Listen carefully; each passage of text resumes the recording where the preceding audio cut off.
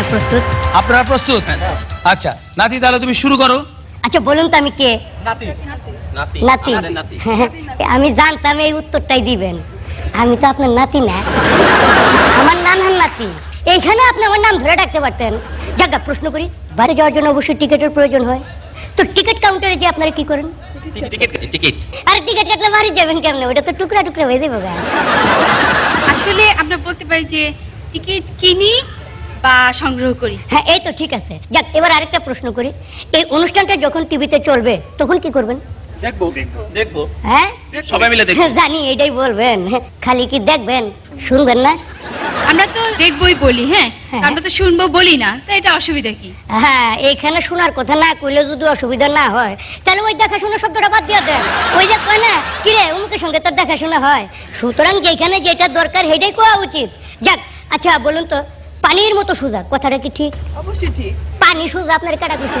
হ্যাঁ পানি আপনি যেই পাত্রে রাখবেন সেই পাত্রে আকার ধারণ করে।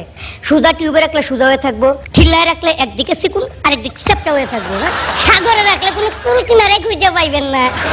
আচ্ছা এই যে আমরা বিভিন্ন বিয়ে শাদীর অনুষ্ঠানে গেলে টেবিলের উপর একটা মিনারেল ওয়াটারের বোতল দেয়, আবার জগে জগে বুরহানি দেয়। ওই বুরহানি বানাইতে পানি লাগে, আবার ঠান্ডা করতে বরফও লাগে।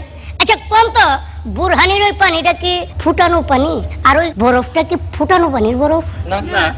এদিকে বিশুদ্ধ পানির লেগে বোতলের পানি খান, আর ওইদিকে দূষিত পানির বুরহানি খান গ্লাসে গ্লাসে জগে জগে। আর এসব কইতে গেলে না নাই আমার মারবার আহে। ওই ওই কোথায় রে?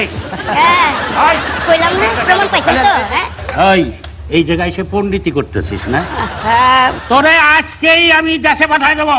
আমি কি বিদেশ আসি যে দেশে পাঠাই দিবা? আমি ওরে কইছি যে আজকেই ওরে গ্রামে পাঠাই দেবো। আহা ওই কথা কোনা দেখে তো ভুলটা ধরলাম। ওরে আজকে ঈদের দিন আমি কার মুখ দেখে ঘুম থেকে উঠছি রে? এটা আবারও ভুল কইলা।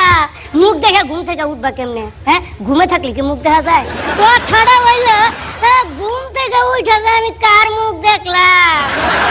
শেষ একটা প্রশ্ন করে পারলে উত্তর দাও তো। কোনো প্রশ্ন করতে পারবি না। একটা সুযোগ দেই, আমরা সবাই মিলে একটা সুযোগ দেই, দেখ কি বলতে চায়। হ্যাঁ বলো। আচ্ছা আমরা জানি vitamin A B C D E পর্যন্ত এক নাগারে থাকার পর আবার ভিটামিন কে আছে। আমার প্রশ্নটা হইলো এই এ বি সি ডি ই এর পরে F G H I J এরা কি দোষ করছে? এই পাঁচটা অক্ষর বাদ দিয়া ভিটামিন কে হইলো কে? আরে এইটা দিয়ে তোর এত মাথা ব্যথা কেন? ভিটামিন যারা বানাইছে এটা হলো তাগো মাথা ব্যথা। এই শোন, কোনো প্রশ্নের উত্তর পাবি না। শোনেন আপনারা সবাই ফার্স্ট হয়েছেন, বুঝছেন? এই প্রশ্নে কোনো উত্তর আছে? ও ভুল করে না? হ্যাঁ করি, তোমার মতো মানুষ চিন্তাই ভুল করি আমি। ঠিক আছে, আজকে ঈদের দিন আমার মনে হয় কোনো ঝগড়া